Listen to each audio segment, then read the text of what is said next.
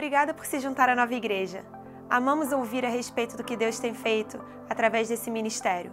Conte-nos a sua história, mandando um e-mail para contato@novaig.com.br. Se você deseja contribuir financeiramente com esse trabalho, para que possamos alcançar mais e mais vidas, faça uma doação em novaig.com.br/doe. E não deixe de conferir nossa loja online. Lá você encontra produtos da Nova que certamente irão abençoar a sua vida. Visite-nos em novaig.com.br/loja. Esperamos que essa mensagem te abençoe.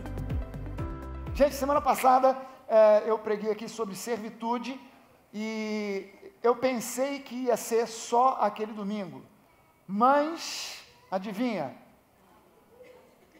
Pois é, fui orar para saber o que deveria falar hoje e Deus começou a me mostrar a necessidade da gente dar continuidade, porque eu falei sobre a questão de que as pessoas que normalmente na igreja não servem, eu nunca ouvi isso em lugar nenhum, nunca ouvi ninguém pregando isso, foi algo que me chocou até quando eu ouvi Deus me mostrando, Deus me falando e me mostrando na palavra que as pessoas que não servem na igreja, não é por preguiça, não é por falta de tempo, esses são os frutos, ou são as desculpas que a gente apresenta para não servir.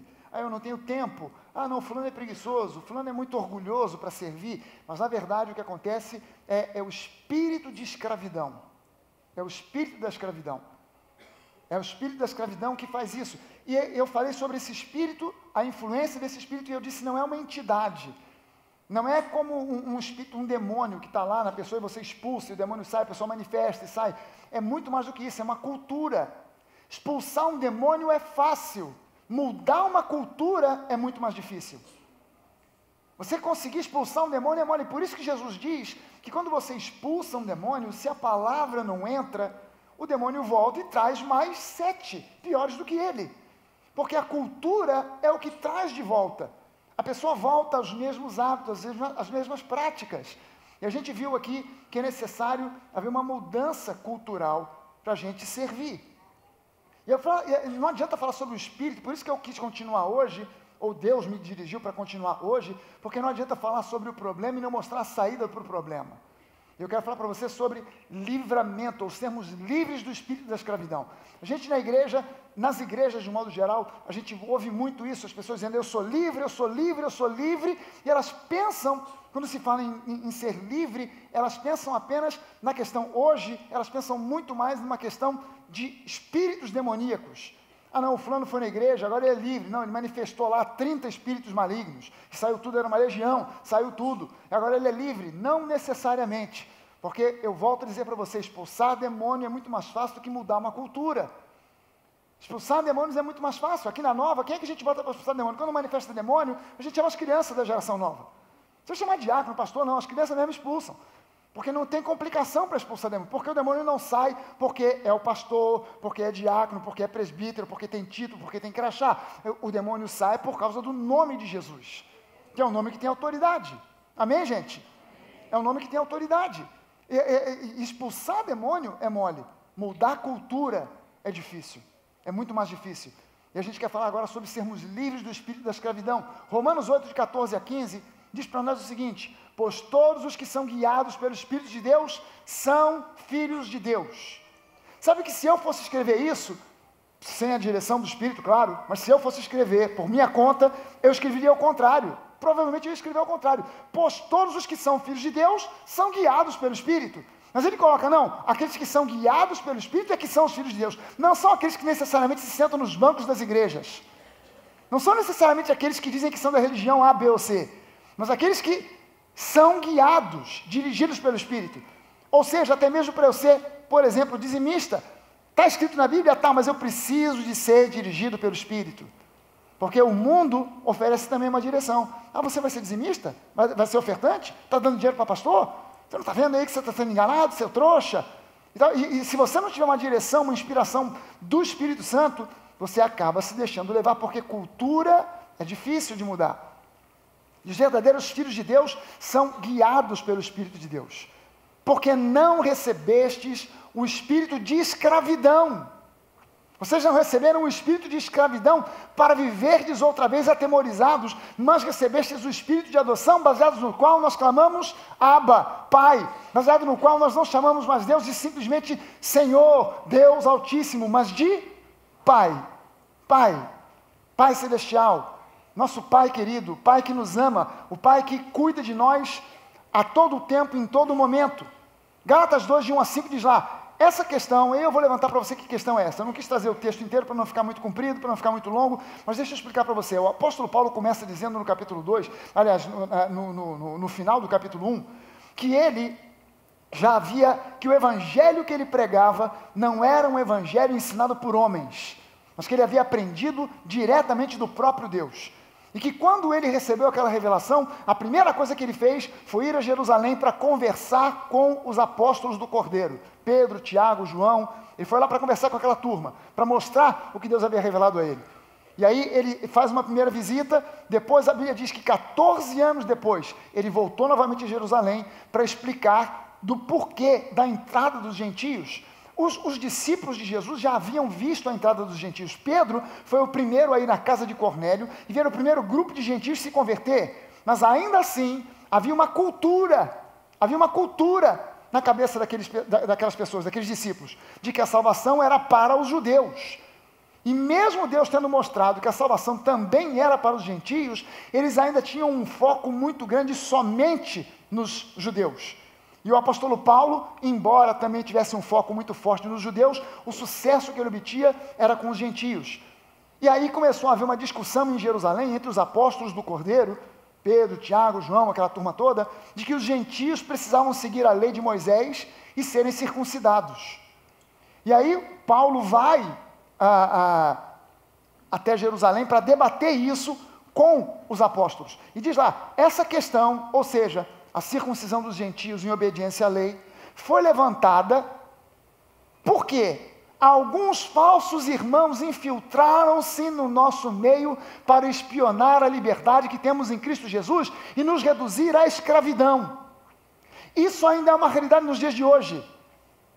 Você sabe que há pessoas que não gostam da nossa igreja, que não concordam com aquilo que a gente prega, mas assistem os nossos cultos pela internet, e alguns até vêm aqui para assistir o que o pastor Fragale fala ao vivo. Para quê? Para depois botar no Facebook, no Messenger, no MSN, no Orkut, falando mal. E criticam e tal, e eu falo, mas vem cá, agora não coloco mais, mas já houve uma época que eu colocava o recado de volta e dizia, você não gosta, não concorda, por que fica assistindo? Por que fica indo na internet para ver? É porque no fundo, você gosta. Na realidade gosta. E está lá assistindo. E às vezes vem aqui para assistir ao vivo e a cores, para depois criticar. O que é isso?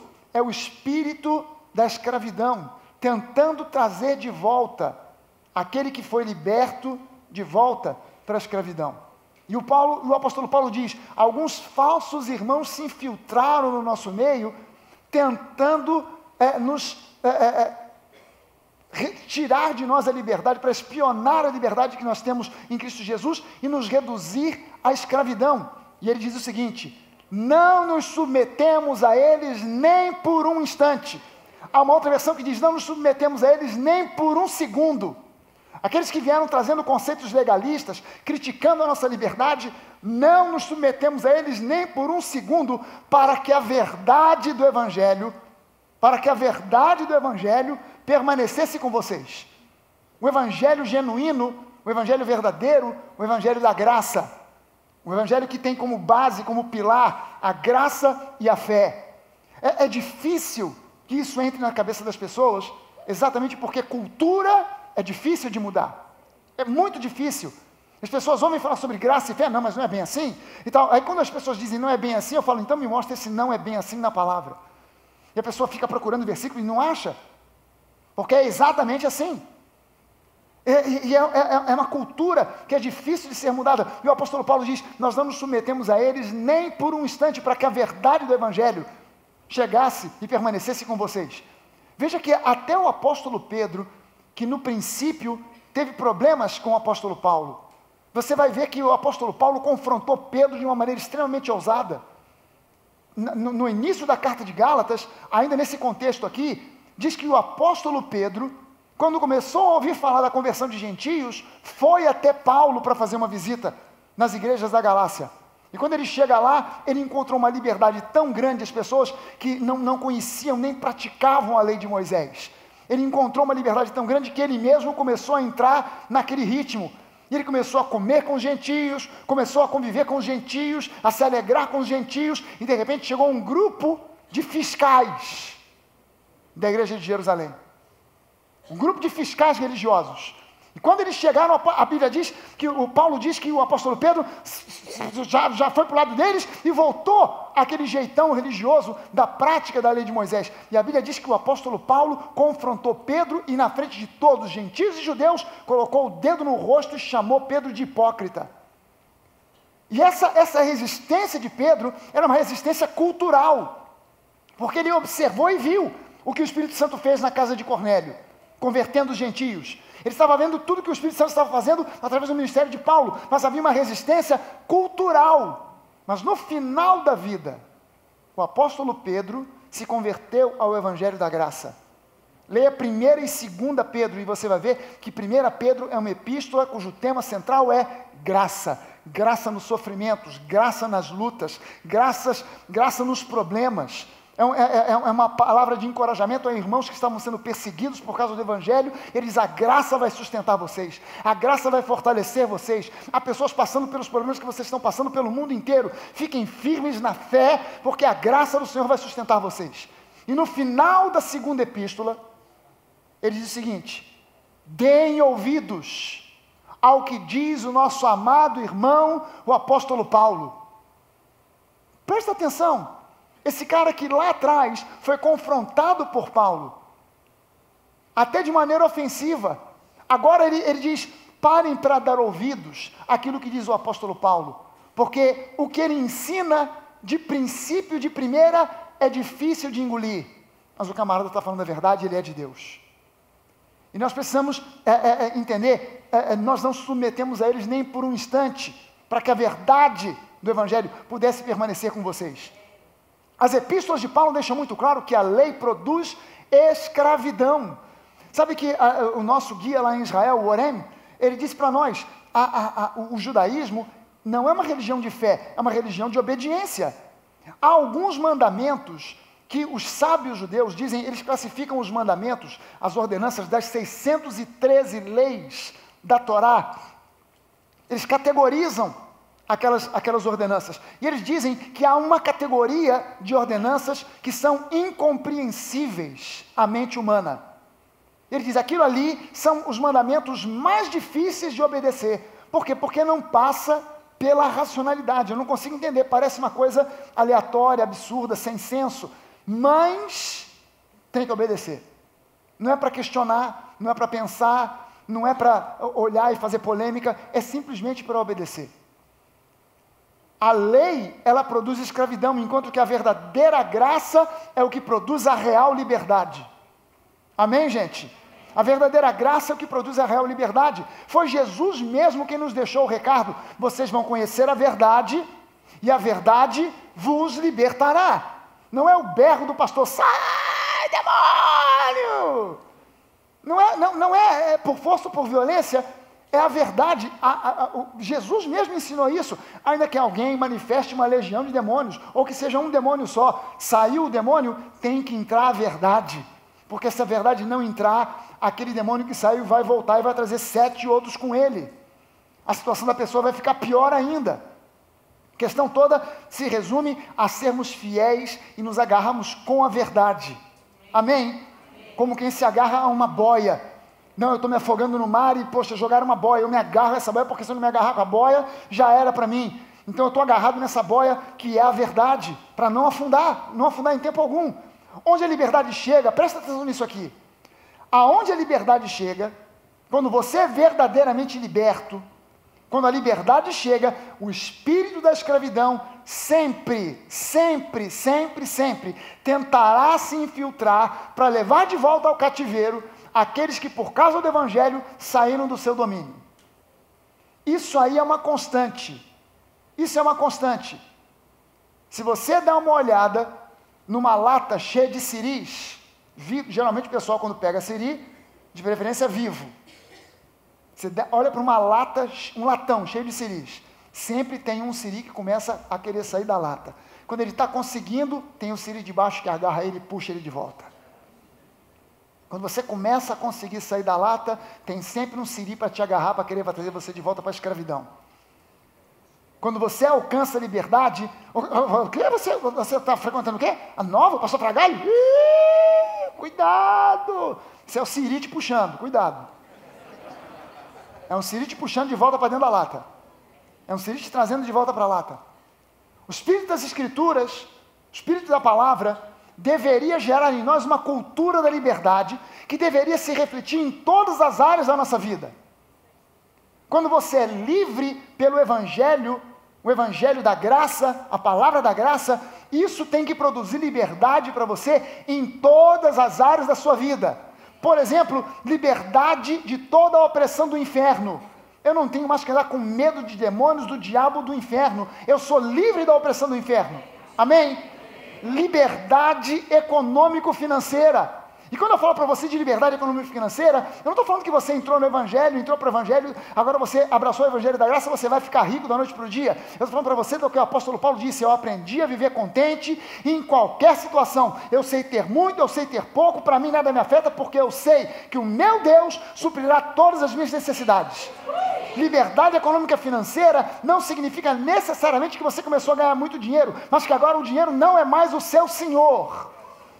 E que tendo muito ou tendo pouco, você continua numa boa com Deus, porque você sabe que Deus sempre vai suprir cada uma das suas necessidades.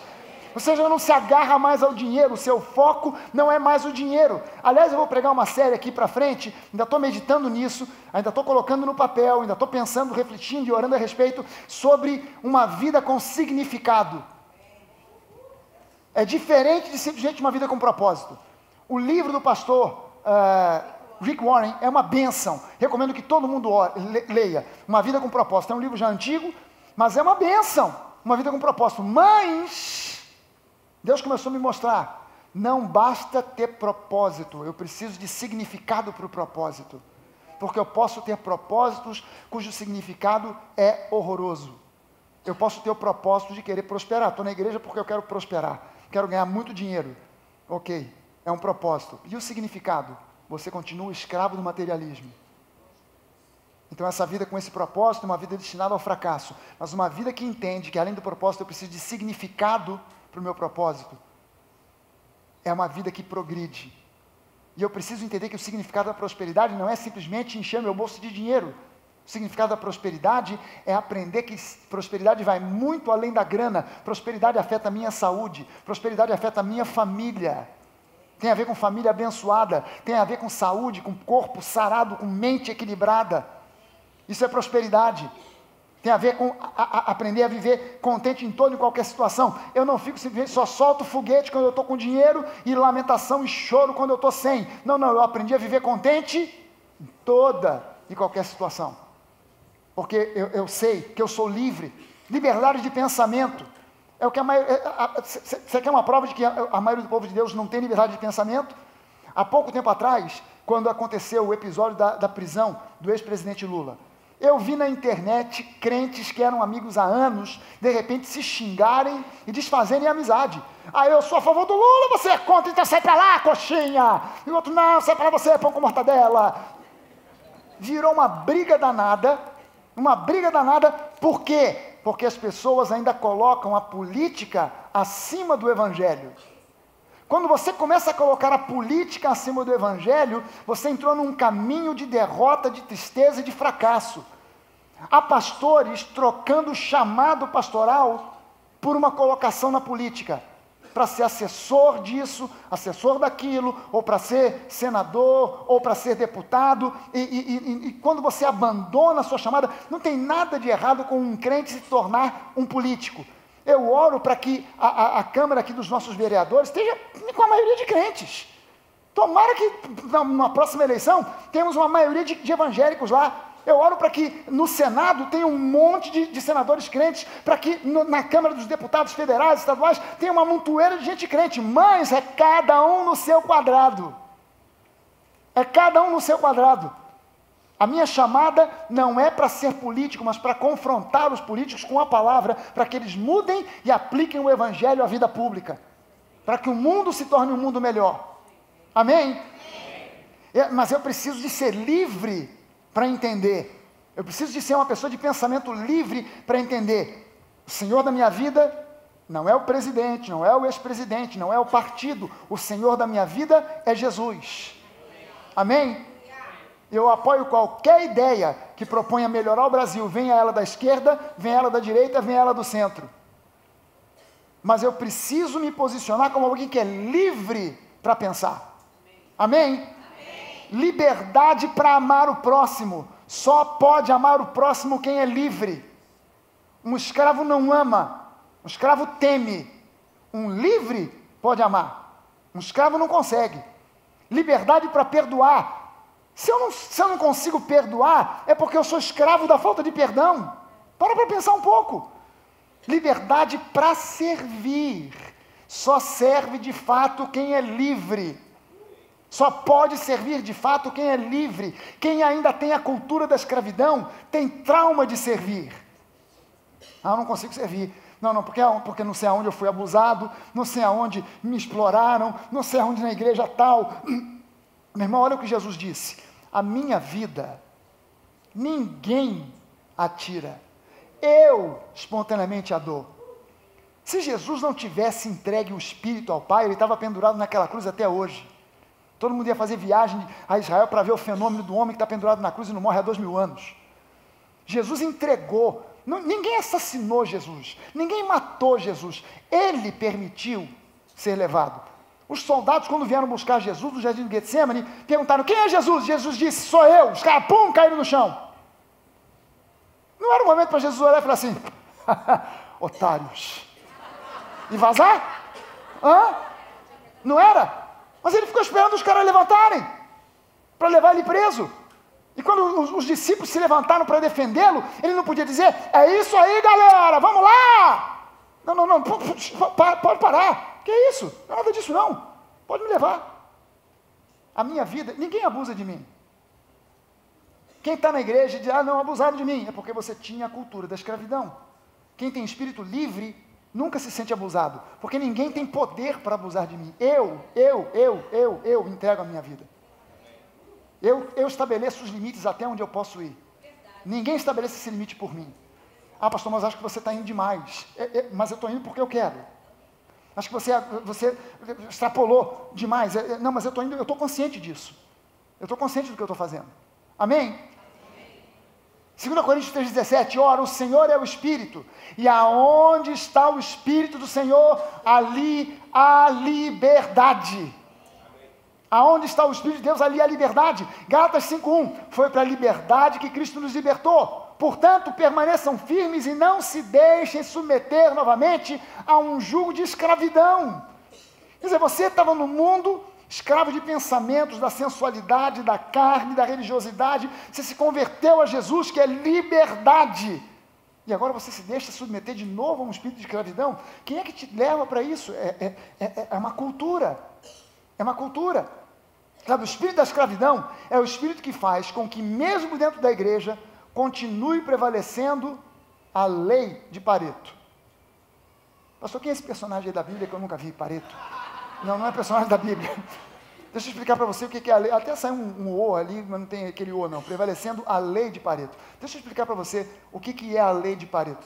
Provavelmente quem já fez economia, quem é economista aqui, sabe o que é. Mas deixa eu explicar para você. Vilfredo Pareto foi um italiano, um economista italiano, que viveu nesse período de 1848 a 1923. E aí, em 1906, ele publicou um trabalho que ele dizia que 80% da riqueza da Itália estava nas mãos de 20% da população. Ele pesquisou, observou, fez conta, pesquisa daqui, dali, dacolá, e ele chegou à conclusão de que 80% da riqueza do país estava na mão de apenas 20% da população. Mais tarde, bastante tempo depois, um sujeito chamado Joseph Juran, Esse cara não era economista, trabalhava com controle de qualidade.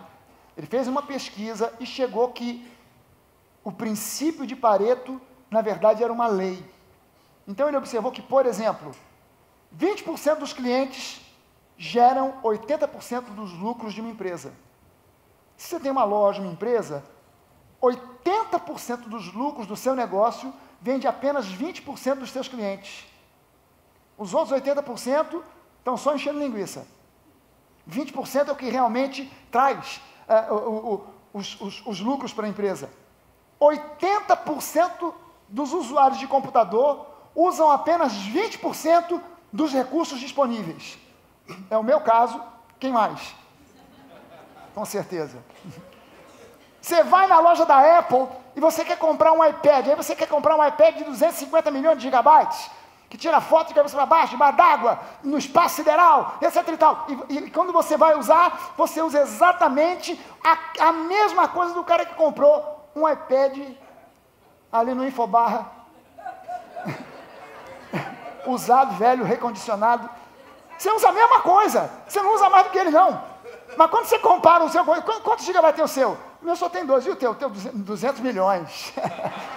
Você que tira foto debaixo d'água, rapaz. Você que tira foto do espaço sideral. E o seu? O meu nem foto tira. O meu, eu tenho que desenhar a pessoa aqui. Ficar na tela aqui, desenhando. Mas você usa a mesma coisa que o outro usa. Você nunca vai ao espaço para tirar foto? O que adianta ele tirar foto do espaço sideral? Se você nunca vai ao espaço para tirar foto. Mas você pagou 8 mil reais, o cara pagou 500 prata. E você só usa 20% dos recursos que estão disponíveis ali, no iPhone, no computador. Eu duvido que eu use mais do que 20% da capacidade do meu iPhone. Duvido que eu use muito mais do que isso. Mas é uma realidade para 80% dos usuários de computador. 80% do tempo, a gente usa só 20% das roupas que a gente tem. Ou seja, quando você olha para o seu armário, aquela montoeira de roupa que está lá, a maioria você não usa. Você só usa 20%, você podia pegar 80% das suas roupas, dar para o Nova Off, nunca ia te fazer falta. Porque você só usa 20%. E às vezes, eu vejo, a Denise fala isso comigo, às vezes, ela olha, eu estou domingo de manhã, estou me arrumando, ela olha para mim e fala assim, ué, tu está botando de novo essa camisa? Eu falei, como de novo? Semana passada tu usou essa camisa. Eu falei, essa não. Mas, sem querer, você tem certas calças, sapatos, camisas, que você tem aquele xodó que você, sem querer, você já pega. E quando você vê, você já está... A mulher tem uma desculpa melhor. Não, isso aqui é um pretinho básico. Então aquilo ali serve para tudo. E se ela acrescentar mais uma coisa, bota um cinto, já é outro vestido. Né? Botou uma flor, aí já virou outro vestido. Mas ninguém está vendo que é o mesmo que ela usou na última festa. É exatamente o mesmo. Porque a gente tem um apego e a gente acaba usando 80% do tempo, a gente usa só 20% das roupas que a gente possui. Isso é uma cultura que a gente acaba trazendo para dentro da igreja. E 20% da maioria das igrejas é a quantidade dos dizimistas que existem na maioria das igrejas. 100% do povo de Deus deveria ser dizimista, mas só 20% acaba sendo. E todo mundo tem sempre uma boa desculpa para tudo. Nós, na verdade, a gente deveria... Você já reparou que normalmente, nos vários setores da igreja, são as mesmas pessoas que servem? Você vai na livraria, tem um cara lá. Aí você compra o livro, ou compra o CD. Você sai dali, vai no caixa para pagar o que você comprou. O camarada só agacha assim no balcão, e quando ele levanta lá, você, ué, é o mesmo. Aí alguém tem que empacotar o livro. Aí o cara, de novo, quando você volta, é a mesma pessoa que está empacotando o livro. Aí você sai dali, não, vou dar uma passada na cantina. O cara... Ué, de novo, em geral, 20% das pessoas são as mesmas que fazem a coisa funcionar. Não deveria ser assim, mas é uma cultura que a gente traz. Se livrar de cultura é muito mais difícil do que se livrar de um demônio. Muito mais difícil. O espírito da escravidão é o espírito que faz com que as pessoas abram mão do seu poder de decisão pessoal para se submeter às decisões de outros, sem questionar o caráter ético de tais decisões ou as consequências daquelas decisões para a sua vida pessoal ou familiar. Deixa eu te explicar essa frase filosófica tão comprida e complicada. Deixa eu te explicar. No final da Segunda Guerra, houve um julgamento. O julgamento de Nuremberg. Então pegaram os principais colaboradores de Hitler, colocaram eles numa prisão e num julgamento de um tribunal internacional. Todos eles, 100% deles, qual era a desculpa que eles davam? O que você diz para ter torturado e matado 6 milhões de judeus em campos de concentração? 100% deles diziam, eu só estava cumprindo ordens. E aí os psicólogos começaram a entender que normalmente quando a pessoa ela se vê debaixo de ordens, ela é capaz de abrir mão de princípios éticos e fazer coisas que sozinha ela não decidiria fazer. Se você está debaixo de ordens e alguém diz, vai lá e dá um soco na cara dele, é capaz de você ir, sozinho você não iria. Por seu pensamento próprio você não iria. Mas como alguém mandou, a pessoa vai lá e faz. E os psicólogos fizeram alguns testes em relação a isso e viram somente 20% das pessoas reagem e não fazem. Sabe, um cara fez um experimento que era o seguinte, ele criou uma máquina, que era uma máquina falsa. Essa máquina tinha uma série de botões, e cada botão daquele tinha um nível de choque elétrico. E ele dizia o seguinte, olha, nós vamos fazer um teste, você foi convidado para fazer o teste, e você vai fazer perguntas no microfone para uma pessoa que vai estar numa outra sala, você não vê a pessoa não te vê. Você vai fazer perguntas para ela, e cada resposta errada, você aperta um botão e ela vai levar um choque. Mas começa com uma voltagem muito baixinha, é só aquela cócega. Mas havia tantos botões que ia crescendo, crescendo, e cada botão dizia o que fazia. Esse aqui só uma cócega. O segundo, já um choquinho. O terceiro, choque mais ou menos. Choque elevado, choque severo. E o último era perigo de morte. E você vai apertando progressivamente. Pessoa errou a pergunta, você aperta aqui. Vinha uma pessoa com uma prancheta na mão, teoricamente seria um dos cientistas, com uma outra pessoa que seria o cara que ia ficar na outra sala respondendo as perguntas.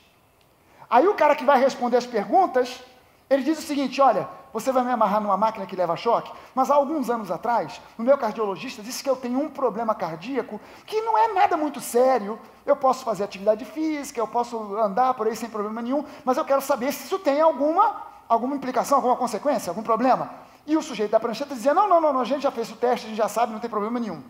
Só que o camarada que está ali para apertar o botão, ele não sabe que todo mundo ali é parte e sabe tudo, menos ele. Aquela pessoa ali não vai ficar em sala nenhuma, do outro lado não tem ninguém, tem só uma gravação. Aí o camarada começa a fazer perguntas, e ele pergunta, por exemplo, quem descobriu o Brasil? Do lado de lá, a voz responde, Cristóvão Colombo. Respondeu errado. E a teoria era o seguinte, nós psicólogos descobrimos que quando você pune alguém que responde errado, ela aprende mais rápido. Aí o camarada, poxa, vamos confirmar essa teoria. Quem descobriu o Brasil? Cristóvão Colombo. Respondeu errado. Pode apertar o botão. Tum! Aí do lado de lá, você ouviu uma voz. Ai! Quem descobriu a América? Santos Dumont. Respondeu errado. Outro choque. Ai! Quem foi o inventor da lâmpada elétrica? Joaquim Nabuco. Respondeu errado. Ah! E aí o cara começa a questionar. Pô, o cara está sentindo dor. Pode continuar. Nós sabemos que ele aguenta. Pode continuar. E para cada resposta, ao ponto de no final o cara está dizendo, o cara vai morrer porque a voz do lado já começava. Eu quero sair, eu quero ir embora, eu quero sair, me tira daqui. E o cara da prancheta, não, pode continuar, isso aí é fita. Isso aí o cara está enganando, pode continuar. E a pessoa do lado de cá, alguns até riam. Até riam.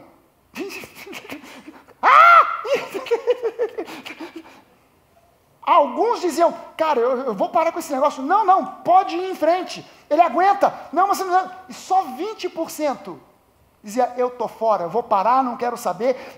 Só 20%. Depois, os caras, igual a pegadinha do Faustão, do Silvio Santos, depois eles diziam, não, aí o cara, era um alívio, não tinha ninguém levando choque, coisa nenhuma. Era só um teste. Mas 80% das pessoas, por estarem debaixo de uma autoridade, se submetiam a fazer coisas que eticamente elas não fariam se tivessem que tomar a decisão sozinhos. Aí você começa a entender por que tem gente que nessas igrejas que tem G12, o camarada se submete a coisas que na inteligência pessoal dele não se submeteria. Quer dizer, o líder do grupo diz para ele, você não pode mudar lá do subúrbio para a Barra da Tijuca. Por quê? Porque o nosso pastor não mora na Barra. Como é que você vai morar na Barra? Você tem que continuar morando lá, não sei onde você está, no fim do mundo onde você está. Então eu não posso. E ele se submete. Normalmente ele não tomaria essa decisão. Você não pode comprar esse carro que você está planejando. O quê? Um Honda Fit prata 0 do ano? Não, o nosso pastor anda numa Fubeca, um Fusca 69. Como é que você vai ter um carro acima do carro do pastor? Não pode. E o camarada se submete. Porque quando ele está debaixo de uma autoridade, a psicologia funciona de um modo diferente. Ele para de raciocinar. Ele para de pensar. Ele perde a independência. Ele perde a sua liberdade. E foi para a liberdade que Cristo nos chamou. Amém? Para sermos livres. David Hume, que era um filósofo escocês que nem crente era, pelo contrário, era ateu de carteirinha, ele disse o seguinte: dificilmente qualquer tipo de liberdade é suprimida de uma vez. Ela é sempre suprimida pouco a pouco. Quando alguém tenta suprimir a liberdade de forma imediata, há uma reação. Opa, não senhor. Mas quando vai pouco a pouco, gotejando, gota a gota, a pessoa vai entrando na pilha, vai entrando, e quando ela vê, ela está dentro de uma ratoeira, ela está dentro de uma gaiola, ela está dentro de uma jaula. Isso aqui foi expresso de uma outra maneira por um outro filósofo, Leonard Read, que era um economista, inclusive, que fundou, ele é pouco conhecido aqui no Brasil, mas ele fundou essa Foundation for Economic Education nos Estados Unidos, que é uma organização bastante relevante nos Estados Unidos, e ele disse o seguinte: se você quiser suprimir a liberdade de um povo, você precisa aprender a cozinhar um sapo. Se você quiser suprimir a liberdade de um povo, primeiro você tem que aprender a cozinhar um sapo. Porque o sapo se cozinha do seguinte jeito: se você pegar, esquenta uma panela com água, quando estiver fervendo, você pega o sapo e joga lá dentro, o sapo pula na hora e vaza, porque ele tem um reflexo muito forte. Mas se você pegar a panela com água fria, botar o sapo dentro e ligar o fogo, a panela vai aquecendo, aquecendo, e o sapo fica lá.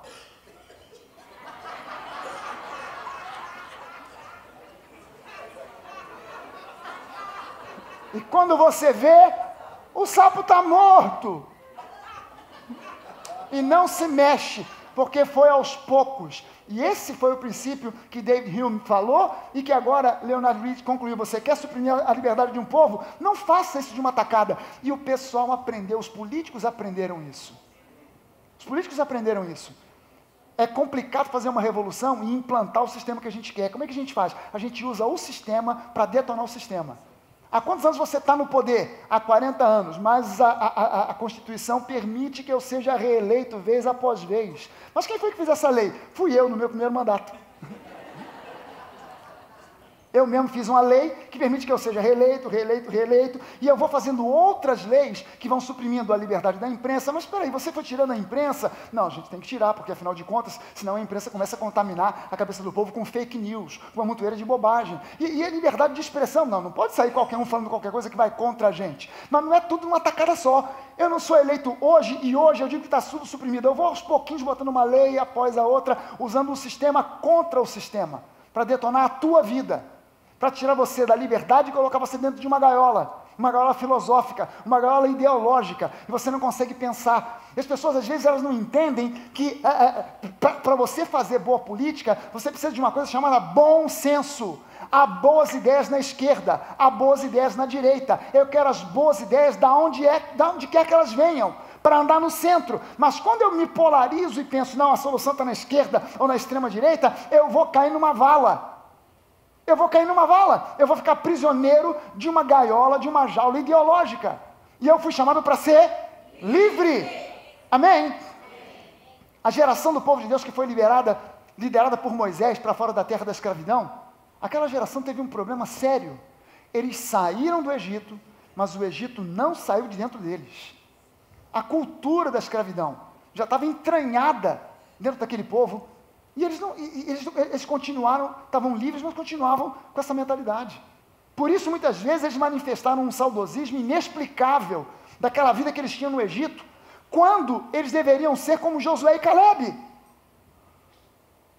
Josué e Caleb saindo do Egito, dispostos a conquistar uma vida definitivamente diferente da que eles haviam experimentado no tempo da escravidão.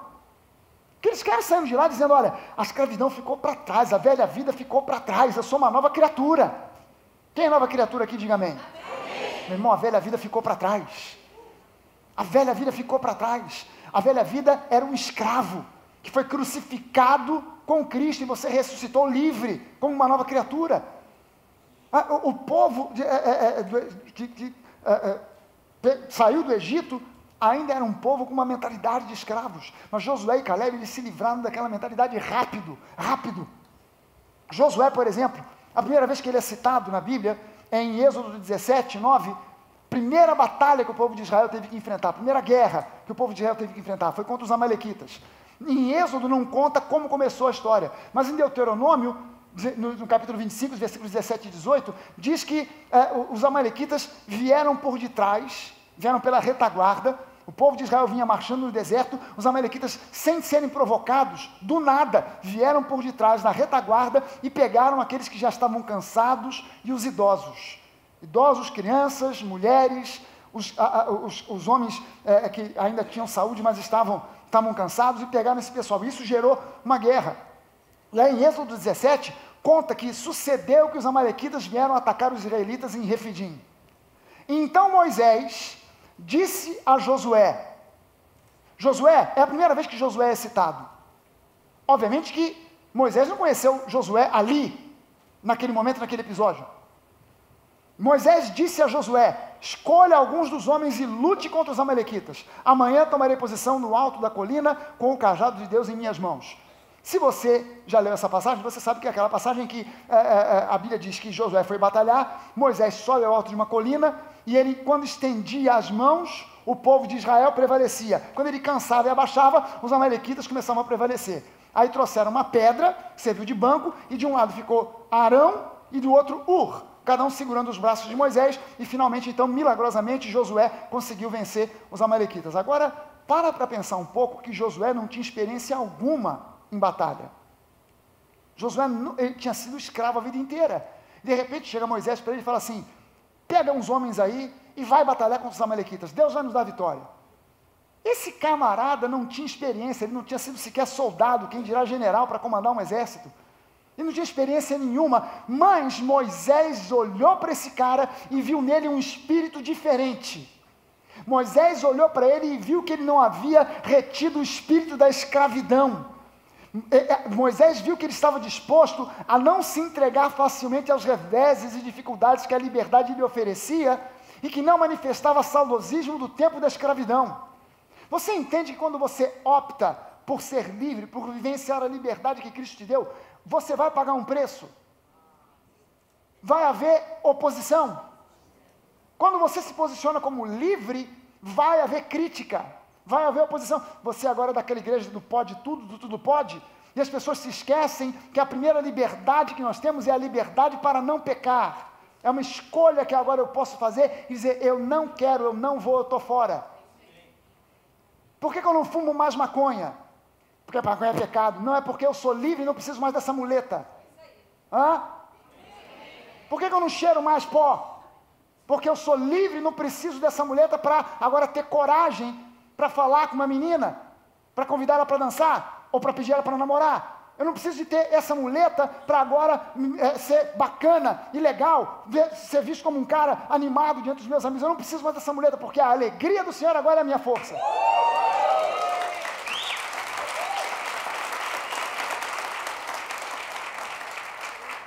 As motivações se tornam diferentes. Eu não deixo de usar a droga e de encher a cara de cachaça porque é pecado. Agora eu entendo a origem e a raiz. É uma muleta, eu não preciso mais. Por quê? Porque agora eu sou livre. E Josué, Moisés olhou para esse cara e falou, esse camarada é o cara que eu preciso. Esse é o cara indicado para comandar essa batalha. Moisés, eu nunca comandei batalha, eu nunca fui do exército, eu não sei como fazer isso. Mas você tem o espírito que eu preciso. Você tem o espírito, o perfil que eu preciso.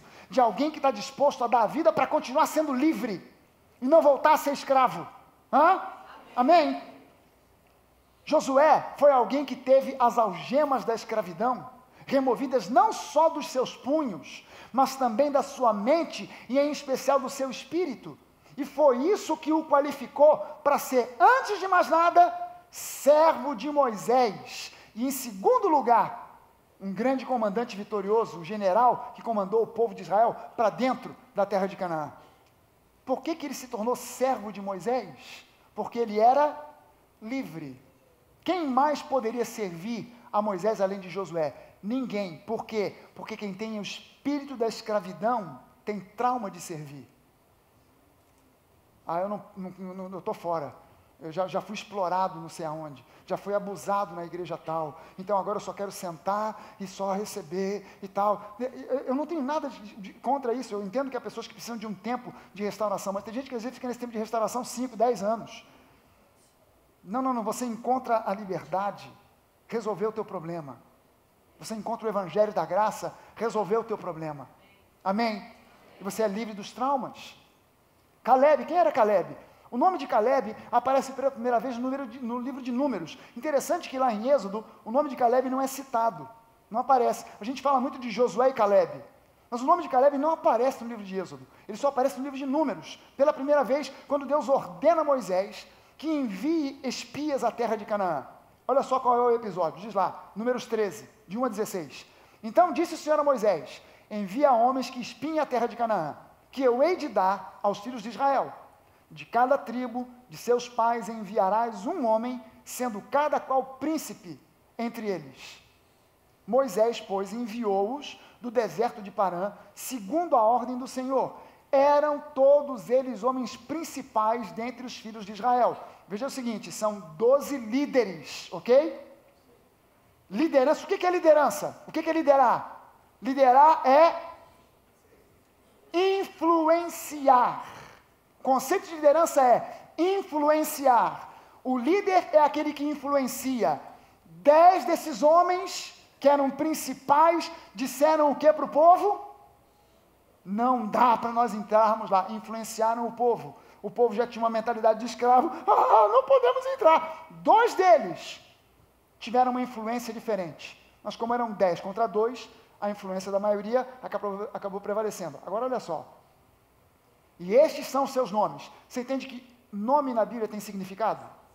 Esses são os seus nomes. Da tribo de Ruben, Samua, filho de Zacur. Da tribo de Simeão, Safate, filho de Hori. Da tribo de Judá, Caleb. É a primeira vez que aparece o nome de Caleb.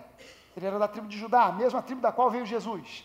Da tribo de Judá, Caleb, filho de Jefoné. Da tribo de Issacar, Ioal, filho de José. Da tribo de Efraim, Oséias, filho de Num. Esse Oséias aqui, na verdade, é Josué. Moisés mudou o nome dele. O nome dele era Oséias, mas Moisés mudou o nome dele para Josué. Oséias, filho de Num. Da tribo de Benjamim, Paute, filho de Rafu. Da tribo de Zebulon, Gadiel, filho de Sode. Da tribo de José, pela tribo de Manassés, Gade, filho de Suzi. Da tribo de Dan, Amiel, filho de Gemali. Da tribo de Azer, Setur, filho de Micael. Da tribo de Naftali, Nabi, filho de Vofzi. Da tribo de Gade, Geuel, filho de Maqui. Estes são os nomes dos homens que Moisés enviou a espiar a terra. Ora, a Oséias, filho de Num, Moisés chamou Josué. O nome Oséias significa o Senhor é a minha ajuda. O Senhor é ajuda. O nome Josué significa o Senhor é salvação, é a minha salvação. É o mesmo nome de Jesus, Yeshua. Salvação, Salvador, a minha salvação. Ele era da tribo de Efraim. O nome Efraim significa porção dobrada, aquele que recebe em dobro. O nome Caleb significa ousado, impetuoso, de coração aguerrido. O nome Jefoné, Caleb era filho de Jefoné, o nome Jefoné significa aquele que é visto e é cuidado por Deus. Aquele que é visto, observado e cuidado por Deus. E ele era da tribo de Judá. E Judá significa louvor, ou louvado seja o Senhor. Números 13 e 30 diz assim: então Caleb fez o povo calar-se perante Moisés e disse: subamos e tomemos posse da terra, é certo que viveremos. A primeira pessoa, quando ouviu o relato dos 10 espias dizendo, não dá para nós, a primeira pessoa que abriu a boca para dizer, opa, peraí, foi Caleb, nem foi Josué. Josué, ele apenas entrou na pilha de Caleb. Quando Caleb disse, opa, não, para com isso. nós podemos entrar e nós vamos vencer. Deus nos prometeu. Josué apenas disse, amém. Estou nessa, é isso aí. Deus pode nos dar os nossos inimigos nas nossas mãos, vamos nessa. Mas o primeiro que levantou essa ideia foi exatamente Caleb. 45 anos mais tarde, porque a história você sabe, o povo acreditou mais nos 10 espias do que em Josué e Caleb, e eles vagaram durante 40 anos pelo deserto. Agora, com Josué, o povo remanescente, os que tinham menos de 20 anos naquela idade, naquele tempo, entraram na terra de Canaã. 5 anos depois de eles entrarem na terra de Canaã, Caleb procura por Josué e diz, Josué, há 45 anos atrás, Moisés me prometeu essas terras da montanha de Hebrom. E agora eu estou com 85 anos, mas ainda tenho garra, força e vontade para ir lá e botar para correr os inimigos que estão lá em cima. Josué disse para ele, Caleb, a coisa é feia, porque quem está lá em cima são os anaquins. Quem são os anaquins? Os anaquins eram, não é do Guerra nas Estrelas não, gente. Os anaquins eram uma mistura, eram seres que lá atrás diz que as filhas dos homens se relacionaram com os filhos de Deus. Anjos caídos que se tornaram demônios, que tomaram forma humana, se relacionaram com mulheres e tiveram filhos que foram gigantes. Esses caras eram os caras que eram conhecidos como grandes guerreiros, temidos por todo mundo. Josué alertou para Caleb, quem está lá em cima são os enaquins. É difícil combater contra esses caras. Josué disse, Caleb falou, Josué, deixa comigo, porque a mesma disposição que eu tinha aos 40 anos, eu tenho agora aos 85. Você pensa que era simplesmente algo físico? Não, era algo espiritual. Era algo que estava no espírito. Esse cara, durante 45 anos, não deixou aquele espírito de liberdade sair e ser contagiado pela cultura da escravidão. Todas as vezes que o povo começava a reclamar no deserto, Deus não abandonou. Caleb e Josué, Deus está conosco, a gente ainda vai entrar naquela terra. Deus prometeu. 40 anos vagando, gente, com meia dúzia de dias, já é o suficiente para muita gente que é filho de Deus, salvo por Jesus Cristo, desistir dos seus sonhos, abrir mão de promessas, porque Deus não está fazendo. Esses caras ficaram 45 anos aguardando. Por quê? Porque eles eram livres. Porque eles eram livres. Gente, quem é dominado pelo espírito da escravidão não tem perspectiva, então não aguarda nada. O que um escravo pode esperar para amanhã? Nada, além de repetir o dia de hoje. O que eu posso esperar para o ano que vem? Nada, a não ser aquilo que eu já tive nesse ano. Tem sentido um escravo desejar para o outro feliz ano novo? Não, você tem alguma perspectiva de progredir, de melhorar, de prosperar? Não. Minha vida vai continuar. Qual é o seu salário como escravo? É 0. Qual vai ser nesse ano que está entrando? Vai ter aumento? Vai continuar sendo 0. Vai ter aumento de 0%. Por quê? Porque escravo é assim. Não tem perspectiva alguma. Eu vou vivendo assim até o último dos meus dias. Provavelmente meus filhos também vão ser assim até os meus netos. Mas quem tem espírito, o espírito da liberdade, essa pessoa tem perspectiva. Não importa o quão ruim esteja para mim hoje aqui, eu tenho uma perspectiva de coisas boas, porque eu sou livre, eu não sou um escravo. Deus é por mim, se Deus é por mim, quem será contra mim?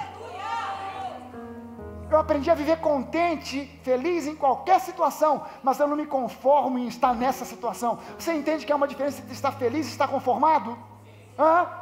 O povo de Deus é um povo alegre, passando por necessidade ou por abundância, mas não se conforma com a necessidade e nem se conforma em estar na abundância. Eu nunca atingirei, jamais atingirei um platô.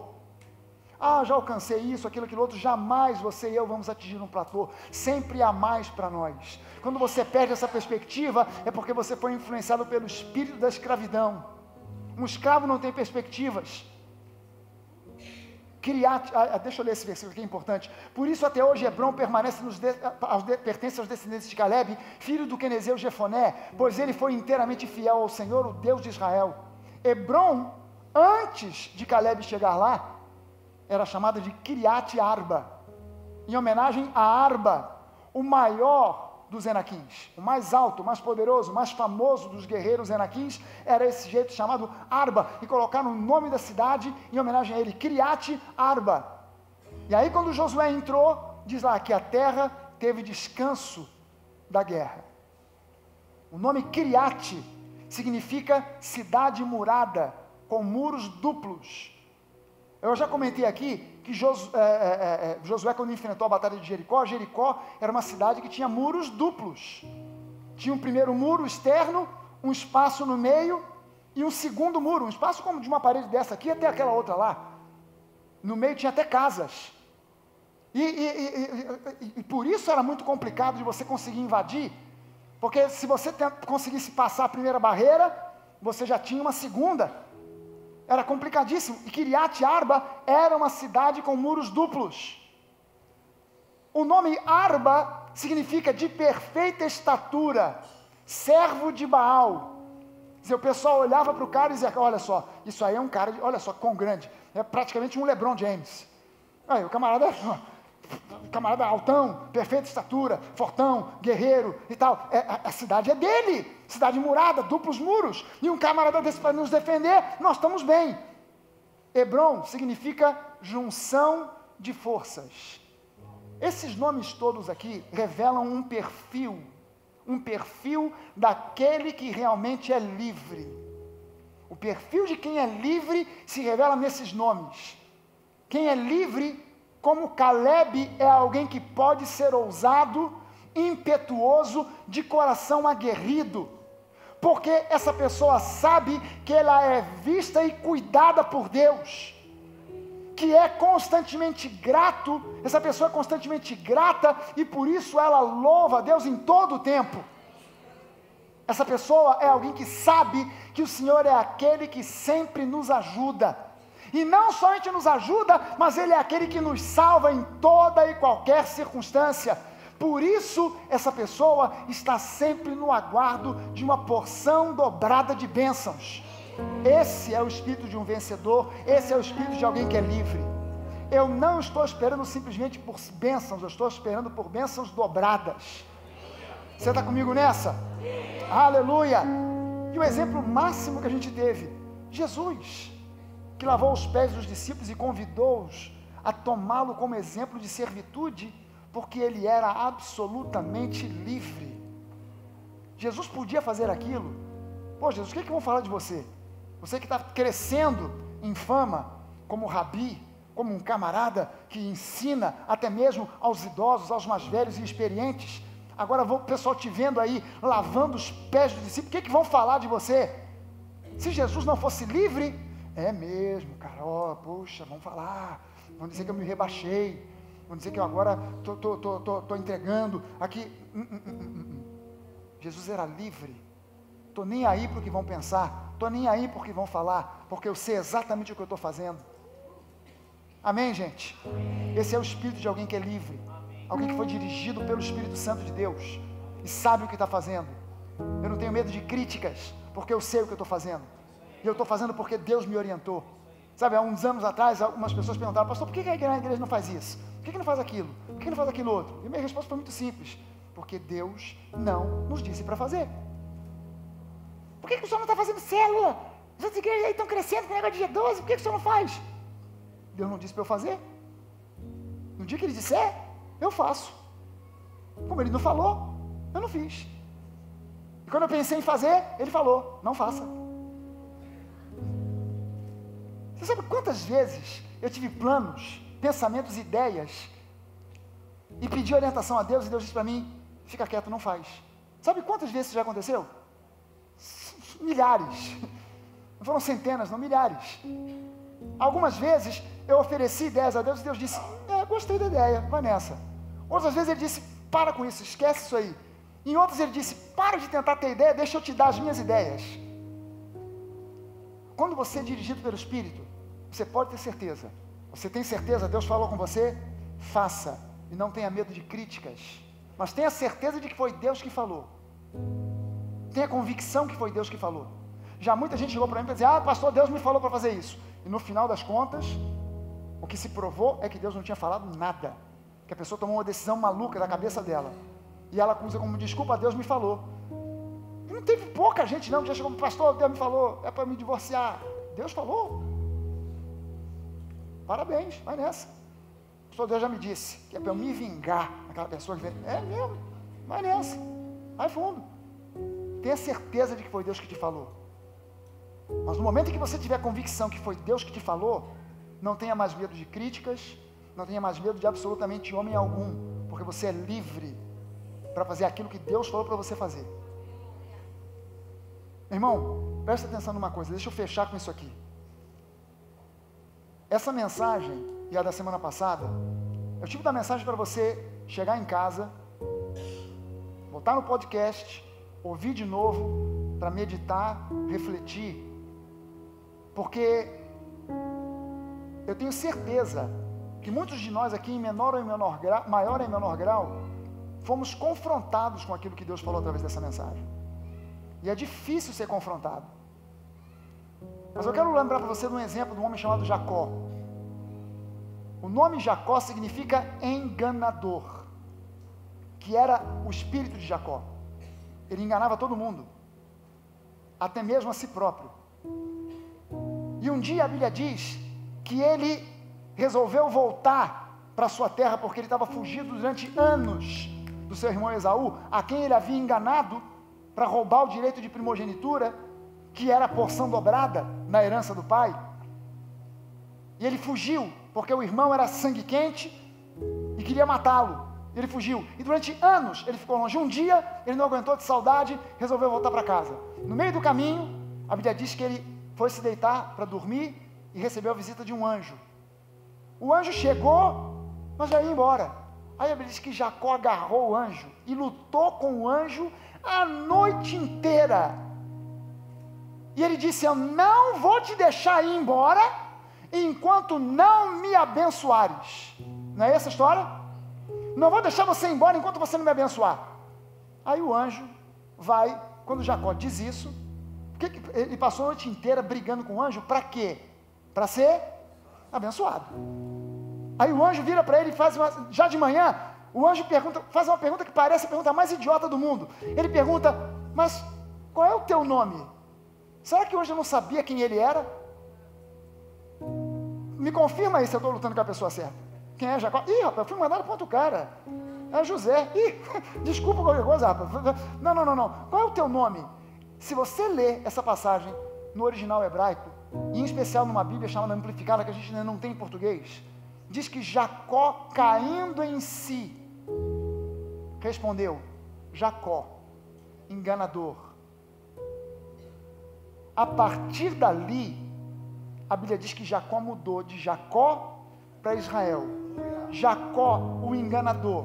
Israel, aquele que luta com Deus. E há algumas interpretações erradas desse nome, porque as pessoas, há uma possibilidade, aquele que luta com Deus, está Deus aqui e eu lutando com Ele, mas o nome é aquele que luta com Deus, é aquele que luta ao lado de Deus, ou que tem Deus lutando ao seu lado. Ele deixa de ser o enganador para ser aquele que tem Deus lutando ao seu lado. Enquanto ele era o enganador, ele obteve uma série de conquistas e de benesses do seu engano, mas obteve com isso o ódio de muita gente. Depois que ele deixou de lutar com a sua própria força, ele agora já não tinha nem força para lutar, porque o anjo tocou na coxa, no osso da sua coxa, e ele ficou manco. Agora ele não dependia mais da sua força, agora ele dependia da força de Deus. Por isso ele se tornou agora Israel, aquele que tem Deus lutando ao seu lado, porque ele sozinho não consegue nada. Mas ele foi livre de ser um enganador. Aí a Bíblia diz, para mim é um dos episódios mais emocionantes da Bíblia, cara. A Bíblia diz que ele foi ao encontro do seu irmão Esaú, que veio doido para matar ele. Esaú veio de lá, Esaú já era ruivo, cabeça vermelha, imagina o cara de cabeça quente, saindo fumaça. Veio Esaú do lado de lá querendo matar. Quando Jacó viu Esaú ao longe, a Bíblia diz que a primeira coisa que ele fez, o Jacó antigo jamais faria isso, mas Israel fez isso. Quando ele viu Esaú, a primeira coisa que ele fez, ele se ajoelhou, estendeu seus braços. Como que ele estava dizendo de hoje? Esaú, eu pisei na bola com você, me perdoa. E a Bíblia diz que 7 vezes ele se aproximava, quando ele chegava perto, quando ele começou a se ajoelhar, ele quebrou Esaú. Esaú que vinha para matar, quando chegou perto, pulou no pescoço de Jacó, beijou Jacó e abraçou Jacó, porque ele não via mais Jacó, ele via agora Israel. O processo de confrontação em amor, quando Deus, não é quando um homem confronta, há alguns pastores falando aí, você tem que ser confrontado, um homem nenhum tem que te confrontar, e você não tem que aceitar a confrontação de homem algum.